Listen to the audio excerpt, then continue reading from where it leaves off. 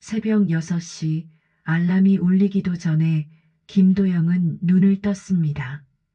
반지하 새방 천장에서 떨어지는 물방울 소리가 시계 대신 하루를 알려주죠. 곰팡이 냄새가 코끝을 찌르며 하루를 시작합니다. 도영은 이불을 걷어차고 일어나 작은 창문 너머로 보이는 사람들의 발목만 바라봤어요. 지상의 세계는 언제나 그렇게 높은 곳에 있었습니다. 부엌에서는 어머니가 이미 컵라면을 끓이고 계셨죠. 피곤에 절은 얼굴로 도영아, 빨리 먹고 학교 가라고 말씀하시는 목소리에는 늘 미안함이 섞여 있었어요. 아버지는 벌써 공사장으로 나가신 뒤였습니다. 하루 14시간씩 일해도 월세와 생활비를 감당하기 버거운 현실이었죠. 엄마, 저 장학금 받으면 우리 여기서 나갈 수 있을까요? 어머니는 잠깐 손을 멈추셨다가 고개를 끄덕이셨습니다. 그럼 우리 도영이가 공부 잘해서 좋은 대학 가면 다 달라질 거야. 학교까지 가는 길은 언제나 무거웠습니다. 가방 속 교과서들이 어깨를 짓눌렀지만 정작 가슴을 짓누르는 건 다른 것이었죠. 남구 제1고등학교 정문을 지날 때마다 도영의 심장은 빨라졌어요. 오늘도 그들이 기다리고 있을 테니까요. 교실 문을 열고 들어서자마자 도영은 자신의 자리를 확인했습니다. 책상 위에 하얀 지우개 가루가 수북이 쌓여 있었어요. 이철호, 김우성, 박현호 세 명이 벌써 와서 기다리고 있었죠. 철호가 도영을 보며 씩 웃었습니다. 야, 김도영. 오늘은 좀 늦었네. 우리가 얼마나 기다렸는데. 도영은 아무 말 없이 지우개 가루를 털어내고 자리에 앉았습니다. 가슴속에서 분노가 끓어올랐지만 꾹 참았어요. 장학금을 받아야 했고 졸업까지 버텨야 했으니까요. 이 학교 졸업만 하면 끝이다. 참자. 장학금만 받으면. 도영은 속으로 되뇌며 교과서를 펼쳤습니다. 하지만 우성이 지나가다가 일부러 도영의 팔꿈치를 찍고 지나갔죠. 연필이 종이 위에 길게 선을 그었어요. 체육 시간이 되자 상황은 더욱 노골적이 되었습니다. 축구를 하는 도중 현우가 일부러 도영의 다리에 걸려 넘어뜨렸어요. 무릎이 아팠지만 도영은 일어나 털고 다시 뛰었습니다. 체육 선생님은 못 본 척했죠. 괜찮냐? 저 같은 반 친구 하나가 다가와 물었지만 도영은 고개를 저었습니다. 괜찮다고 답하면서도 속으로는 생각했어요. 괜찮을 리가 없잖아. 하지만 말해봤자 달라지는 건 없어. 점심시간 도영은 혼자 옥상으로 올라갔습니다. 차가운 바람이 얼굴을 스쳤을 때만큼은 숨을 쉴 수 있었어요. 난간에 기대어 도시를 내려다보며 생각했죠. 언젠가는 이 모든 게 끝날 거라고요. 하지만 그때 등 뒤에서 발소리가 들려왔습니다. 도영의 심장이 다시 빨라졌어요. 돌아보니 철호가 서 있었죠. 여기서 뭐해? 설마 뛰어내릴 생각은 아니지? 철호가 비웃으며 말했습니다. 그럼 우리가 곤란해지잖아. 도영은 아무 말도 하지 않았습니다. 그냥 그 자리를 떠났어요. 하지만 철호의 웃음소리가 등 뒤에서 따라왔죠. 하교 시간이 되자 도영은 서둘러 집으로 향했습니다. 하루가 또 지나갔어요. 내일도 똑같은 하루가 기다리고 있겠지만 그래도 버텨야 했습니다. 반지하로 내려가는 계단에서 도영은 다시 한번 다짐했어요. 졸업까지만 참자.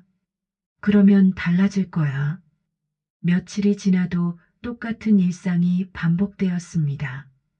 도영은 매일 아침 곰팡이 냄새를 맡으며 하루를 시작했고 학교에서는 철호와 우성, 현호의 괴롭힘을 견뎌내야 했죠. 그런데 이상하게도 오늘은 그들이 조용했어요. 평소처럼 지우개 가루를 뿌리거나 일부러 넘어뜨리지 않았습니다. 도영은 오히려 불안했어요. 폭풍 전의 고요함 같은 기분이었죠. 점심시간이 되자 도영은 평소처럼 미술부 준비실로 향했습니다. 그곳은 학교에서 유일하게 혼자만의 시간을 가질 수 있는 공간이었어요. 캔버스 앞에 앉아 붓을 들고 그림을 그리는 시간만큼은 모든 걸 잊을 수 있었죠. 집중해, 김도영. 이 그림으로 공모전에서 상을 받으면 장학금도 받을 수 있어. 도영은 파란색 물감을 붓에 묻혀 하늘을 그렸습니다. 자유롭게 날아다니는 새들의 모습을 캔버스에 담고 있을 때였어요. 갑자기 문이 열리며 우성이 들어왔죠. 야, 여기 있었구나. 우성이 손에 봉투 하나를 들고 있었어요. 이거 받아. 도영은 붓을 내려놓고 우성을 바라봤습니다. 뭔데? 열어봐. 너한테 좋은 선물이야. 우성의 목소리에는 평소와 다른 냉기가 섞여 있었어요. 도영이 떨리는 손으로 봉투를 열자 안에서 공식 문서 양식의 종이가 나왔습니다. 자세히 보니 병원 로고가 찍힌 진단서였는데 뭔가 이상했어요.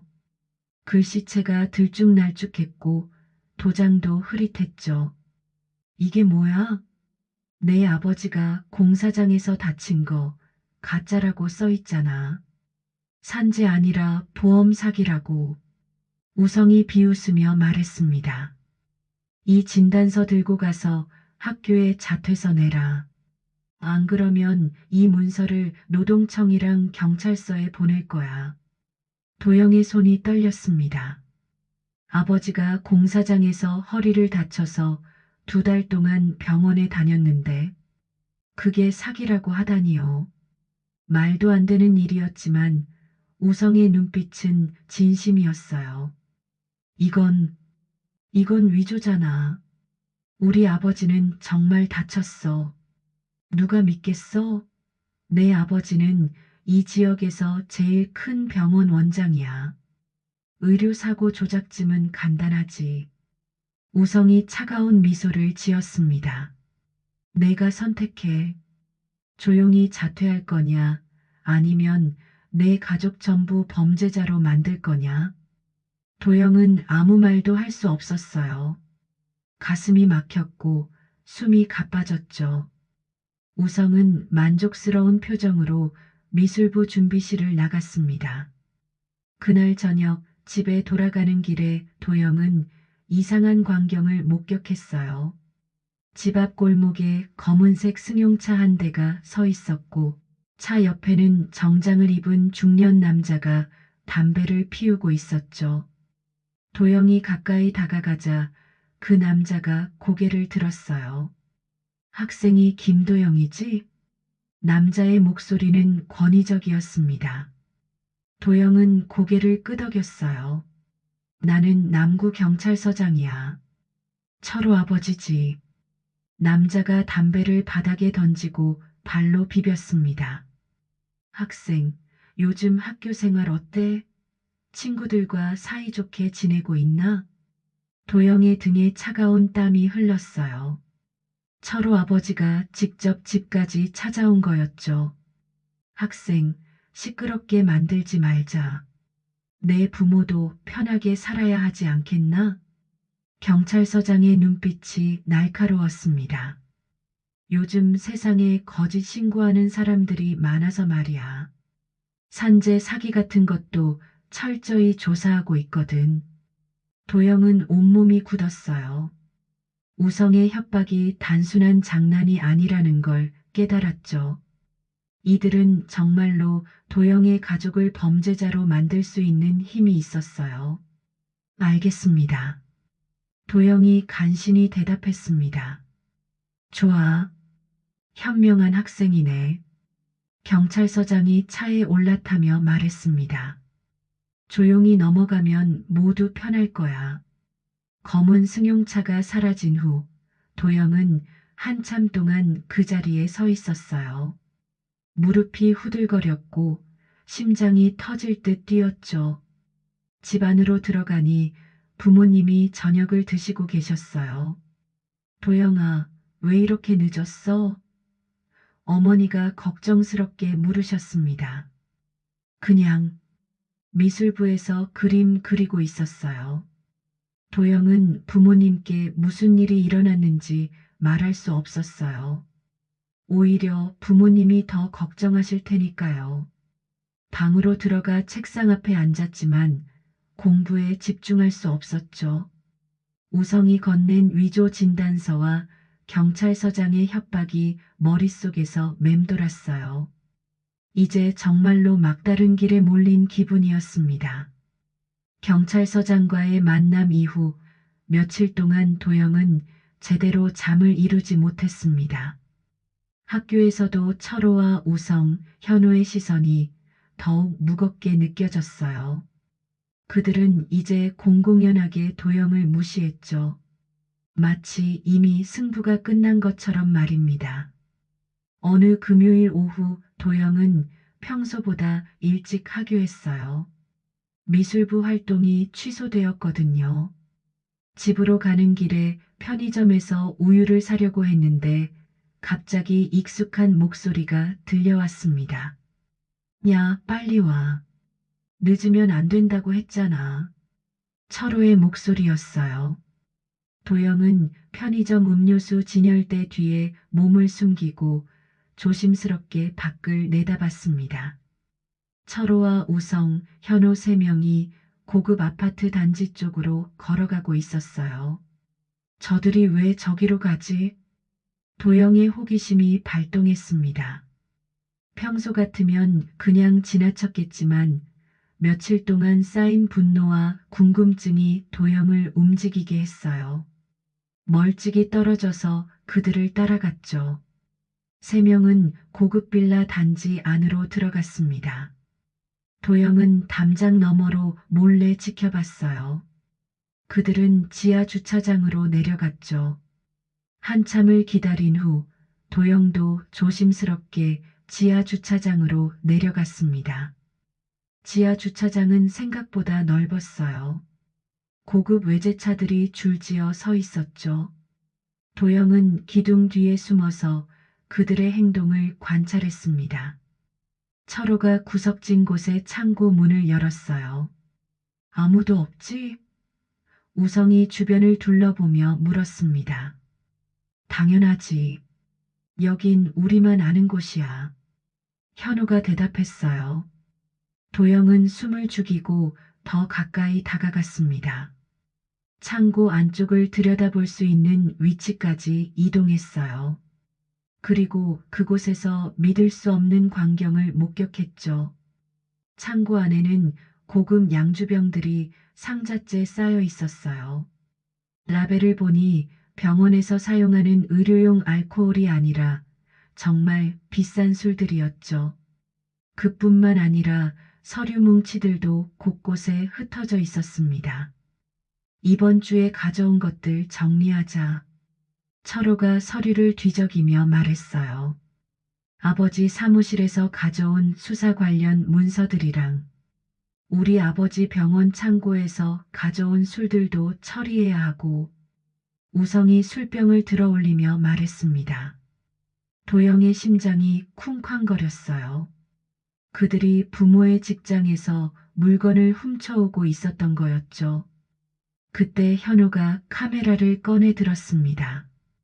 증거는 이렇게 쌓아놔야 나중에 써먹지. 혹시 모르잖아. 우리한테 대들 놈들이 생기면. 현우가 카메라로 서류들을 촬영하기 시작했어요. 검찰청 공문, 경찰서 내부 보고서, 병원 진료 기록부까지 온갖 기밀 문서들이었죠.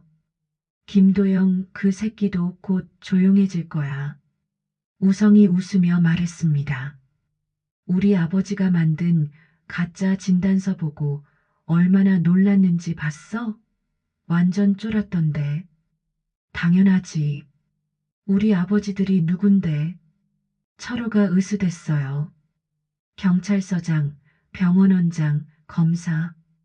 이 동네에서 우리를 건드릴 수 있는 놈이 어디 있어? 도영은 온몸에 소름이 돋았습니다. 그들이 단순히 학교 폭력을 저지르는 게 아니라 부모의 권력을 이용해서 체계적으로 증거를 조작하고 있었던 거예요. 그 순간 철고 입구에서 발소리가 들렸습니다. 도영은 재빨리 옆에 있던 SUV 밑으로 몸을 숨겼어요. 차가운 콘크리트 바닥과 엔진 오일 냄새가 코를 찔렀죠. 늦어서 미안. 철호가 창고 밖으로 나오며 말했어요. 아버지가 갑자기 부르셔서. 도영은 SUV 밑에서 숨을 죽이고 있었습니다. 손바닥에는 차가운 엔진 오일이 묻었고 심장이 터질 듯 뛰었어요. 발견되면 정말로 큰일이 날 상황이었죠. 오늘은 이만 정리하자. 다음 주에 또 모이고. 현우가 말했어요. 세 명이 창고 문을 잠그고 지하 주차장을 떠나는 소리가 들렸습니다. 도영은 한참을 더 기다린 후에야 SUV 밑에서 나왔어요. 온몸이 먼지투성이었고 옷에서는 기름 냄새가 났죠. 도영은 창고 주변을 한 번 더 살펴봤습니다. 창고 문은 디지털 잠금 장치로 잠겨 있었어요. 하지만 작은 창문이 하나 있었죠. 그 창문으로 내부를 더 자세히 들여다볼 수 있었습니다. 안에는 정말로 수많은 서류와 물품들이 있었어요. 도영은 휴대폰을 꺼내 몇 장의 사진을 찍었습니다. 비록 창문 너머라 화질이 좋지는 않았지만 분명한 증거였죠. 집으로 돌아가는 길에 도영의 머릿속은 복잡했습니다. 드디어 그들의 비밀을 알아낸 거였어요. 하지만 이 정보를 어떻게 활용해야 할지 막막했죠. 경찰에 신고해봤자 철호 아버지가 경찰서장이니까 소용없을 테고 다른 어른들도 믿어주지 않을 것 같았어요. 하지만 이제 뭔가 시작할 수 있을지도 몰라. 도영은 주머니 속 휴대폰을 만지작거리며 생각했습니다. 오늘 본 것들이 반드시 도움이 될 거라는 확신이 들었어요. 지하 아지트에서 목격한 충격적인 현실 이후 도영은 며칠 동안 고민에 빠졌습니다. 휴대폰에 저장된 사진들을 몇 번이고 들여다봤지만 여전히 어떻게 해야 할지 모르겠었어요. 그러던 월요일 아침 예상치 못한 일이 벌어졌습니다. 학급 단체 채팅방에 알림이 떴어요. 도영은 별 생각 없이 채팅방을 확인했는데 거기서 믿을 수 없는 영상을 발견했죠. 제목은 웃긴 놈 하나 발견이었습니다. 영상을 재생하자 도영 자신이 화면에 나타났어요. 며칠 전 체육 시간에 현우가 일부러 넘어뜨렸을 때의 모습이었죠. 영상에서는 도영이 바닥에 쓰러져 있고 배경에서 누군가가 웃고 있었습니다.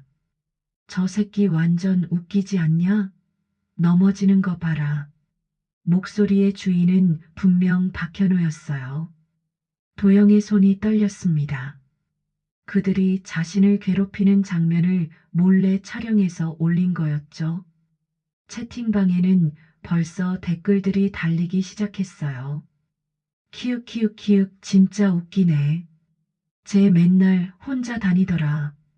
불쌍하긴 한데 좀 웃기긴 하네. 도영은 급하게 담임 선생님 연구실로 달려갔습니다. 문을 두드리고 들어가서 휴대폰 화면을 보여드렸어요. 선생님, 이거 봐주세요. 제가 괴롭힘 당하는 영상을 올렸어요.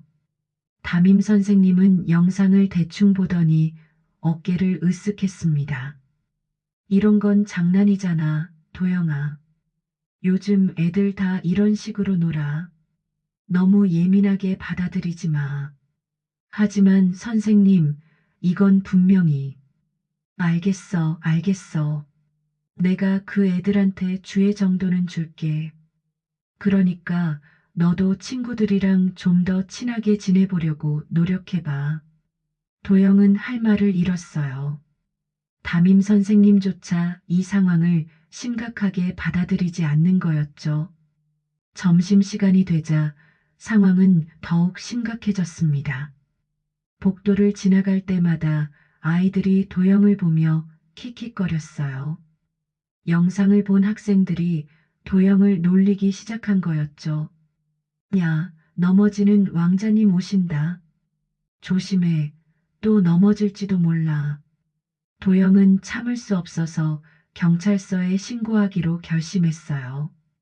학교가 끝나자마자 남구 경찰서로 향했습니다. 하지만 민원실에서 상황을 설명하자 경찰관의 반응은 시큰둥했어요. 학생, 이 정도 가지고는 사건 접수가 어려워. 영상도 그냥 장난 같은데 증거가 불충분해. 하지만 이건 분명한 괴롭힘이에요. 요즘 애들 장난이 좀 거칠긴 하지. 하지만 법적으로 문제될 건 없어 보이는데. 경찰관이 서류를 정리하며 말했어요.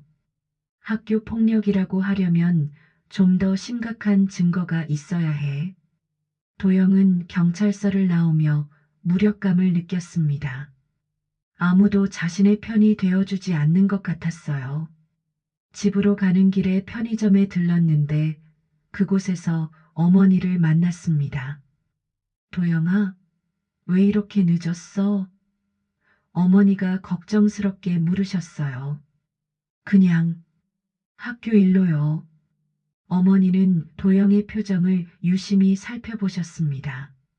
뭔가 일이 있었구나. 엄마한테 말해봐. 도영은 고민했지만 결국 말하지 않기로 했어요. 어머니께 걱정을 끼치고 싶지 않았거든요. 그날 밤 집에서 저녁을 드시던 어머니가 갑자기 무거운 표정으로 말씀하셨습니다. 도영아, 오늘 경찰서장님이 편의점에 오셨어. 도영의 숟가락이 멈췄어요. 경찰서장이요? 응. 우리 가게 계약 연장하는 문제로 이야기하셨는데 어머니가 한숨을 쉬셨어요. 계약 연장이 어려울 수도 있다고 하시더라. 건물주가 마음을 바꿨다나 뭐라나. 도영의 가슴이 철렁했습니다. 철호 아버지가 어머니의 일자리까지 위협하고 있는 거였어요. 그리고 또 이상한 말씀을 하셨어. 요즘 보험 사기나 산재 사기 같은 걸 엄격하게 단속한다고. 특히 우리 같은 서민들이 거짓말로 보상금 타려고 한다고. 어머니의 목소리가 떨렸어요.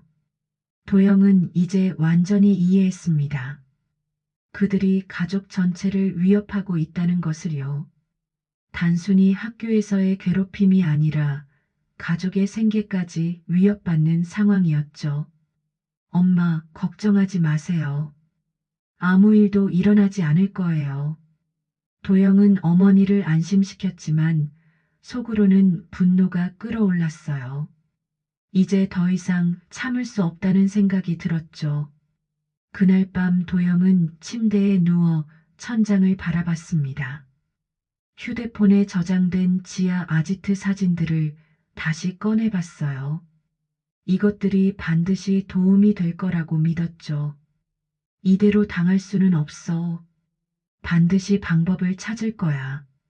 도영의 눈에는 이전과 다른 결의가 담겨 있었습니다. 더 이상 도망치지 않기로 결심한 거예요. 가족마저 위협받는 상황에서 할 수 있는 건 맞서 싸우는 것뿐이었죠.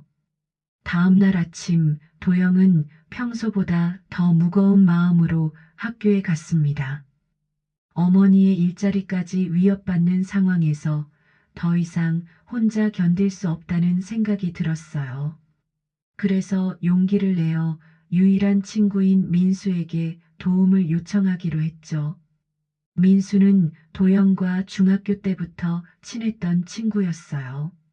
말수는 적었지만 항상 도영의 편이 되어줬죠. 점심시간에 도영은 민수를 따로 불러냈습니다. 민수야, 나 좀 도와줄 수 있어? 무슨 일인데? 민수가 고개를 기울였어요. 도영은 철호와 우성, 현우에게 당하고 있는 일들을 조심스럽게 털어놨습니다. 가족이 위협받고 있다는 것까지 말했어요. 민수는 처음에는 충격받은 표정이었죠. 진짜? 그 정도로 심각했어? 응. 혼자서는 더 이상 감당할 수 없을 것 같아. 내가 증인이 되어줄 수 있을까? 선생님들이나 어른들한테 이야기할 때. 그런데 민수의 표정이 점점 어두워졌어요. 한참을 망설이던 민수가 입을 열었습니다. 미안해, 도영아. 근데 나도 이 학교 다녀야 하잖아. 뭐라고? 너 때문에 괜히 학교가 시끄러워졌잖아. 사실 다른 애들도 다 그렇게 생각해. 민수가 고개를 돌렸어요. 나까지 휘말리고 싶지 않아. 이해해줘. 도영은 뒤통수를 맞은 기분이었습니다. 유일하게 믿었던 친구마저 등을 돌리는 거였어요. 민수야, 우리 친구 아니었어? 친구니까 하는 말이야. 그냥 조용히 넘어가. 졸업까지 얼마 안 남았잖아. 민수가 자리에서 일어났어요. 미안해. 민수가 떠난 후 도영은 한참 동안 그 자리에 앉아 있었습니다. 이제 정말로 혼자가 된 기분이었어요. 마지막 희망마저 사라진 것 같았죠. 수업이 끝나고 집으로 가는 길에 도영은 철호와 마주쳤습니다. 철호는 비웃는 표정으로 다가왔어요. 야, 김도영. 민수한테 뭔 소리 했다며? 친구한테도 버림받았네. 도영은 아무 말도 하지 않고 지나가려 했지만 철호가 팔을 잡았어요. 너 정말 끝까지 버틸 생각이야? 자퇴서는 언제 낼 거야? 안 낼 거야. 도영이 처음으로 맞섰어요. 나는 졸업할 거야. 그래. 그럼 내 가족이 어떻게 될지 두고 봐. 철호가 음험하게 웃었습니다. 그날 저녁 집에 돌아오니 아버지가 일찍 들어와 계셨어요. 평소보다 훨씬 일찍이었죠. 아버지는 소주를 드시고 계셨는데 표정이 좋지 않았어요. 아버지, 왜 이렇게 일찍 들어오셨어요? 아버지가 소주잔을 내려놓고 한숨을 쉬셨습니다. 공사 현장에서 쫓겨났다. 뭐라고요? 갑자기 인력을 줄인다고 하더라. 나보고 그만두라고. 아버지의 목소리에 절망이 섞여 있었어요. 허리 다쳐서 병원 다닌 게 문제라고 하더군. 보험 사기 의혹이 있다나 뭐라나. 도영의 가슴이 철렁했습니다. 철호 아버지의 협박이 현실이 된 거였어요. 참아라, 도영아. 아버지가 술을 한 모금 더 마시며 말씀하셨어요. 세상은 원래 그런 거다. 우리 같은 사람들은 참고 살아야 해. 그 순간 위층에서 철호의 웃음소리가 들려왔어요.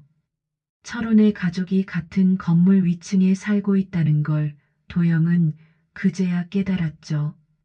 그 웃음소리가 귀를 찢는 것 같았어요. 도영은 참을 수 없었습니다. 감정이 폭발하려는 순간이었어요. 방으로 뛰어들어가서 책상 서랍을 뒤졌습니다. 며칠 전 미술부에서 가져온 조각칼이 있었어요. 이제 정말 끝이야. 더 이상 참을 수 없어. 도영은 조각칼을 주머니에 넣고 집을 나섰습니다. 목적지는 그들의 지하 아지트였어요. 이제 직접 맞서서 끝장을 보겠다는 생각뿐이었죠. 고급 빌라 단지에 도착했을 때는 이미 해가 져서 어두워진 상태였어요. 지하 주차장으로 내려가는 계단을 천천히 걸었습니다. 심장이 미친 듯이 뛰었지만 돌아갈 생각은 없었어요. 지하 주차장에 도착해서 그들의 창고 앞에 섰습니다.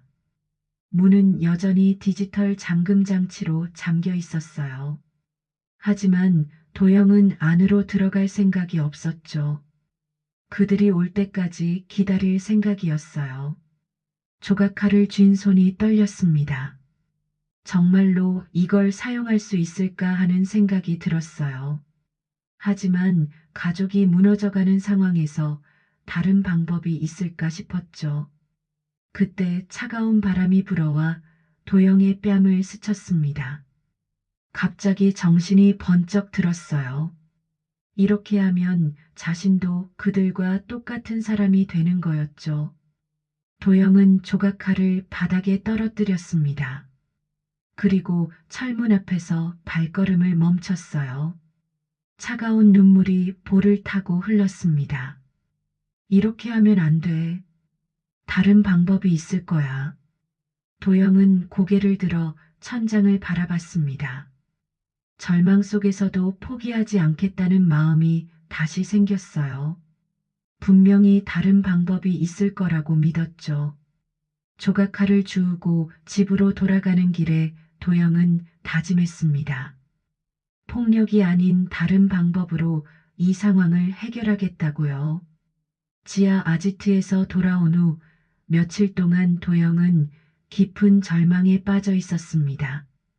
아버지는 여전히 일자리를 구하지 못하고 계셨고 어머니는 편의점에서 언제 쫓겨날지 모르는 상황이었어요. 가족 모두가 침묵 속에서 하루하루를 버텨내고 있었죠. 그런 어느 목요일 저녁 도영이 방에서 숙제를 하고 있을 때 현관문을 두드리는 소리가 들렸습니다. 요즘 같은 상황에서 누가 찾아올까 싶어 불안했어요. 어머니가 문을 열자 낮은 남자 목소리가 들렸죠. 누나, 오랜만이야. 도영은 고개를 들었어요. 누군가와 어머니가 이야기하는 소리가 들렸지만 처음 듣는 목소리였죠. 호기심에 방문을 살짝 열고 거실을 내다봤습니다. 거실에는 낡은 회색 코트를 입은 중년 남자가 서 있었어요. 키는 크지 않았지만 묘하게 위엄이 느껴지는 분이었죠. 어머니와 닮은 구석이 있어서 가족인 것 같았어요. 도영아, 나와봐. 어머니가 도영을 불렀습니다. 외삼촌이야. 도영은 조심스럽게 거실로 나갔어요.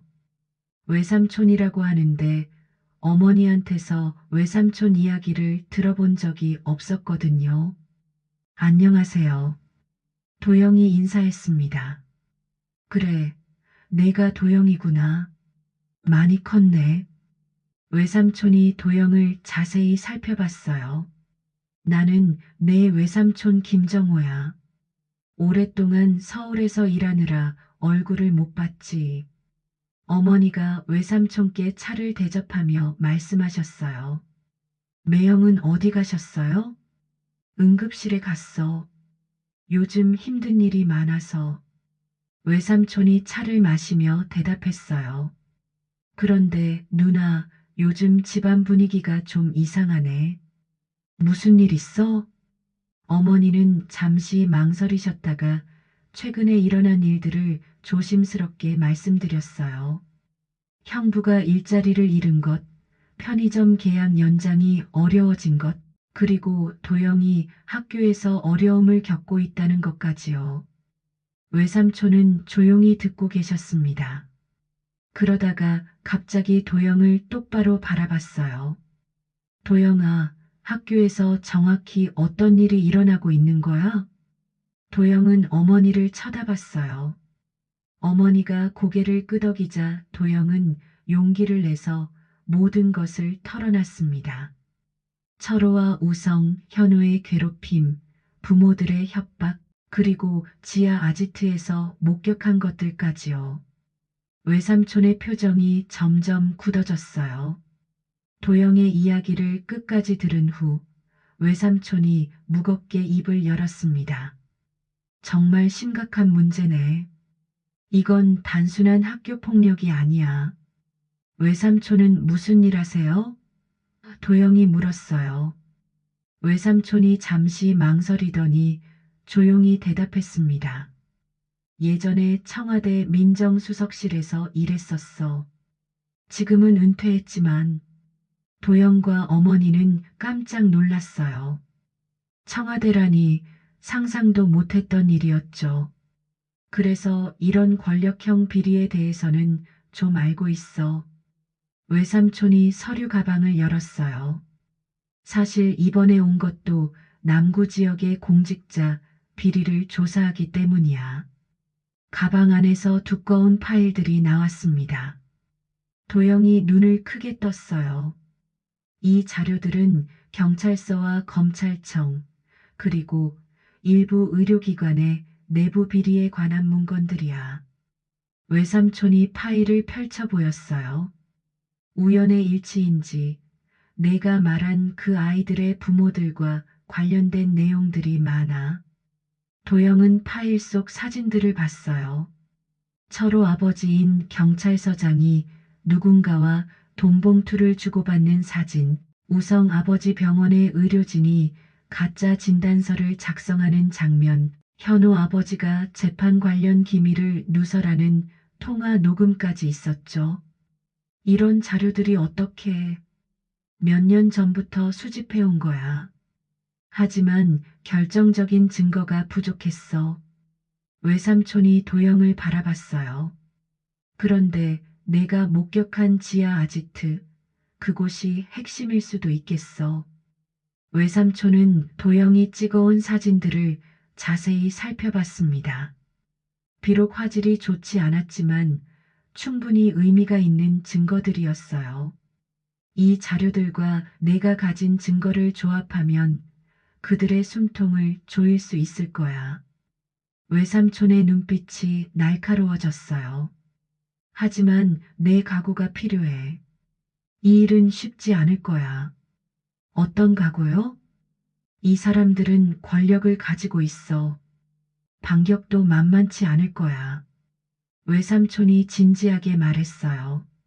하지만 제대로 하면 그들을 무너뜨릴 수 있어. 내가 정말로 끝까지 할 각오가 되어 있어? 도영은 지난 몇 달 동안의 고통을 떠올렸습니다. 가족이 위협받고 친구마저 등을 돌린 상황에서 더 이상 물러설 곳은 없었어요. 할 수 있어요. 제가 할 수 있는 일이라면 뭐든지 하겠어요. 외삼촌이 만족스럽게 고개를 끄덕였어요. 좋아. 그럼 내일부터 본격적으로 시작하자. 그날 밤 도영은 처음으로 희망을 느꼈습니다. 혼자가 아니라는 것, 그리고 정의로운 방법으로 이 상황을 해결할 수 있다는 것이 너무 다행스러웠어요. 외삼촌은 소파에서 하룻밤을 지내기로 했습니다. 잠들기 전에 도영에게 말했어요. 도영아, 이제부터는 두려움보다 분노가 더 큰 감정이어야 해. 그래야 이길 수 있어. 도영은 고개를 끄덕였어요.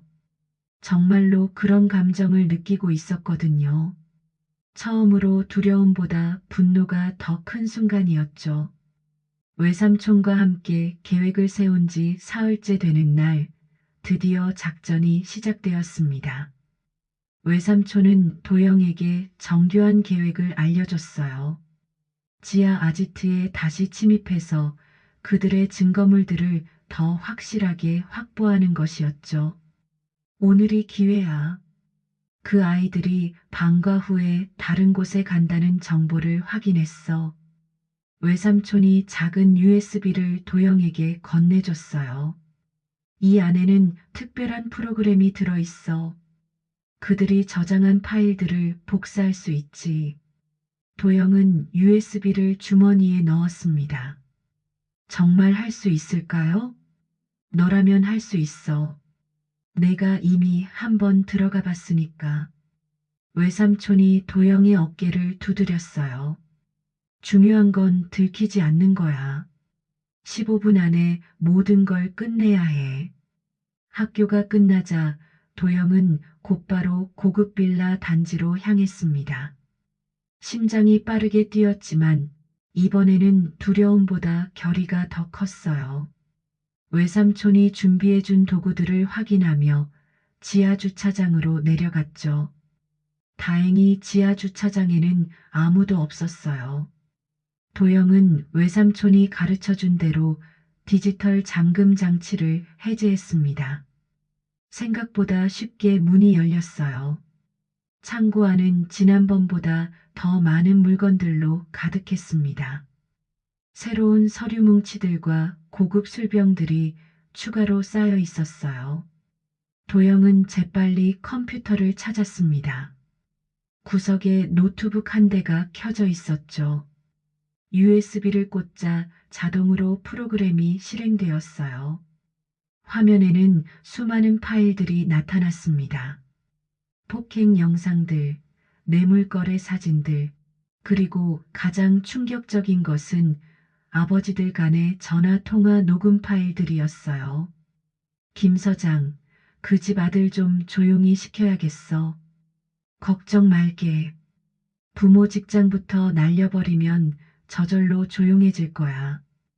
병원에서도 가짜 서류 만들어줬으니까 문제 없어. 도영은 녹음 내용을 들으며 온몸에 소름이 돋았어요. 그들이 얼마나 체계적으로 계획을 세웠는지 알 수 있었죠. 파일 복사가 거의 끝나갈 때쯤 갑자기 창고 밖에서 발소리가 들렸습니다. 도영의 심장이 멈추는 것 같았어요. USB를 빼고 급하게 컴퓨터를 원래 상태로 돌렸죠. 문이 열려 있네. 철호의 목소리였어요.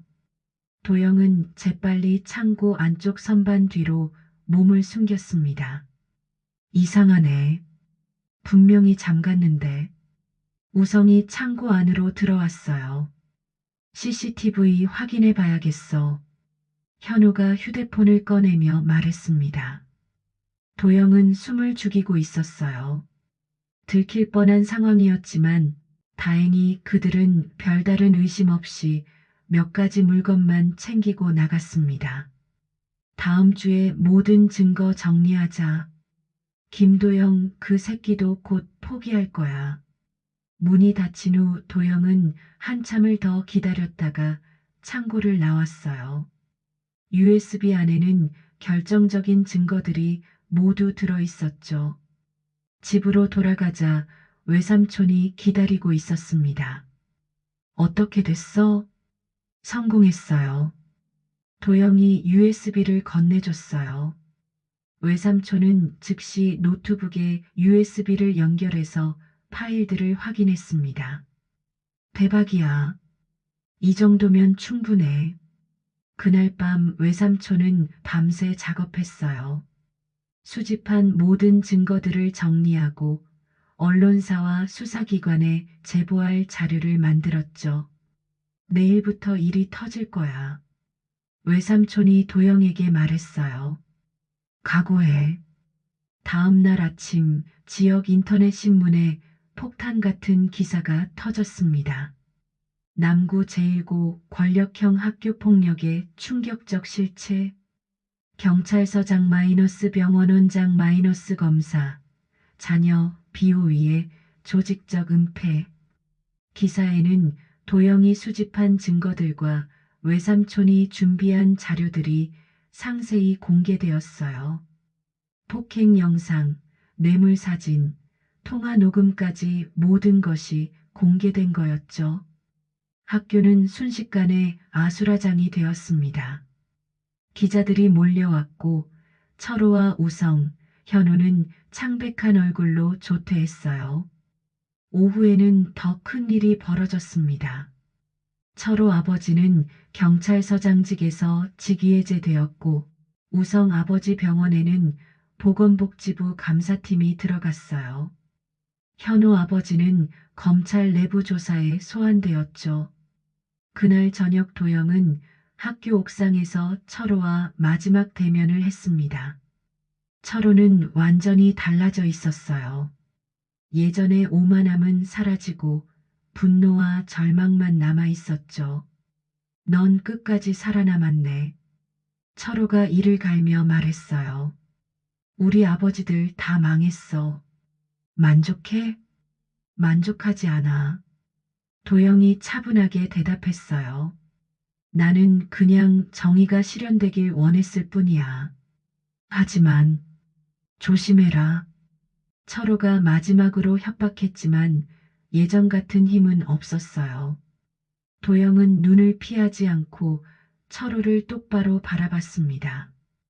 이제 끝이야. 더 이상 누구도 괴롭히지 마. 철호는 아무 말 없이 옥상을 떠났어요. 도영은 난간에 기대어 도시를 내려다봤습니다.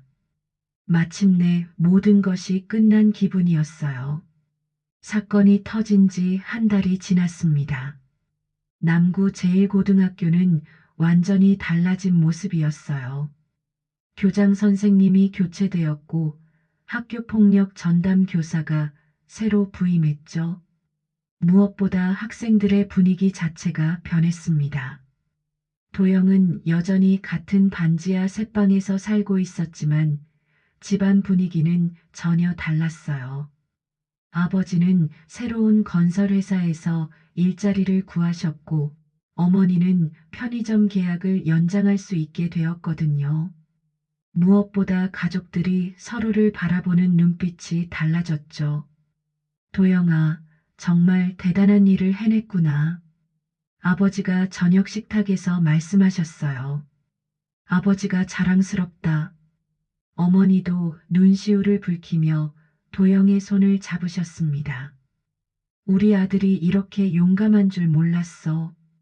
고생 많이 했지? 도영은 부모님의 따뜻한 시선을 받으며 마음이 뭉클했어요. 그동안 참아왔던 모든 고통이 보상받는 기분이었죠. 학교에서도 변화가 있었습니다. 예전에 등을 돌렸던 민수가 다시 다가왔어요. 도영아, 정말 미안해. 민수가 고개를 숙이며 말했습니다. 그때 내 편이 되어주지 못해서 너무 부끄러워. 괜찮아. 도영이 민수의 어깨를 두드렸어요. 나도 이해해. 무서웠을 거야. 앞으로는 정말 좋은 친구가 될게. 민수가 진심 어린 표정으로 약속했습니다. 다른 학생들도 도영을 보는 시선이 달라졌어요. 예전에는 동정 어린 눈빛이었다면 이제는 존경하는 마음이 담겨 있었죠. 복도에서 만나면 먼저 인사하는 친구들이 늘어났습니다. 지역사회의 반응도 뜨거웠어요. 권력형 학교 폭력에 대한 공분이 일었고 시민단체들이 재발 방지를 위한 대책을 요구했죠. 도영의 용기 있는 행동이 지역 전체에 큰 변화를 가져온 거였어요. 남구 제1고 사건은 전국적으로도 주목받았습니다. 교육부에서 학교폭력 예방 정책을 강화했고 공직자 자녀의 특혜 문제에 대한 감시도 강해졌어요. 가장 큰 변화는 도영 자신에게 일어났습니다. 그림 공모전에서 대상을 받게 된 거예요. 작품 제목은 날개를 펼치는 새였는데 지하 아지트에서의 경험을 통해 얻은 영감으로 그린 작품이었죠. 축하해, 도영아. 미술 선생님이 환하게 웃으며 말씀하셨어요. 이 작품으로 장학금도 받을 수 있고 대학 입시에도 큰 도움이 될 거야. 도영은 상장을 받으며 뿌듯함을 느꼈습니다. 그동안의 고통이 헛되지 않았다는 생각이 들었어요. 어느 토요일 오후 도영은 혼자 학교 옥상에 올라갔습니다. 캔버스와 물감을 가져와서 그림을 그리려고 했어요. 예전에는 도피처였던 이곳이 이제는 꿈을 키우는 공간이 되었죠. 붓을 들고 파란 하늘을 그리기 시작했습니다. 자유롭게 날아다니는 새들의 모습을 캔버스에 담았어요. 한 마리씩 새를 그릴 때마다 마음이 가벼워졌습니다. 이제는 나도 나를 지킬 수 있다. 도영이 혼잣말로 중얼거렸어요. 예전처럼 무력하고 두려운 존재가 아니라 자신을 지킬 수 있는 힘을 가진 사람이 된 기분이었죠. 그때 옥상 입구에서 누군가가 나타났습니다. 외삼촌이었어요. 외삼촌은 담배를 피우며 도영의 그림을 지켜봤습니다. 좋은 그림이네. 외삼촌이 다가오며 말했어요. 마음이 편해 보여. 외삼촌 덕분이에요. 도영이 고개를 숙였어요. 외삼촌이 없었다면 아무것도 할 수 없었을 거예요. 아니야. 모든 건 내가 한 거야. 외삼촌이 도영의 어깨를 두드렸습니다. 나는 그냥 내가 가진 용기를 끌어내는 도구였을 뿐이야. 외삼촌은 담배 연기를 천천히 내뿜으며 멀리 바라봤어요. 앞으로도 힘든 일들이 있을 거야. 하지만 이제 너는 어떻게 대처해야 하는지 알잖아. 네, 알겠어요. 정의는 혼자 힘으로는 이룰 수 없어. 하지만 용기 있는 한 사람이 시작하면 많은 사람들이 함께하게 되어 있어. 외삼촌의 목소리에는 깊은 울림이 있었어요. 도영은 고개를 끄덕이며 그림을 계속 그렸습니다. 캔버스 위의 새들이 점점 더 높이 날아오르는 모습이었어요. 해가 지기 시작할 무렵 도영은 그림을 완성했습니다. 파란 하늘을 자유롭게 나는 새들의 모습이 아름다웠어요. 그중 한 마리는 특히 높이 날아올라 구름 위까지 올라가 있었죠. 이제 정말 자유로워진 것 같아요. 도영이 만족스럽게 붓을 내려놓았어요. 외삼촌은 멀찍이 서 그 모습을 지켜보며 미소를 지었습니다.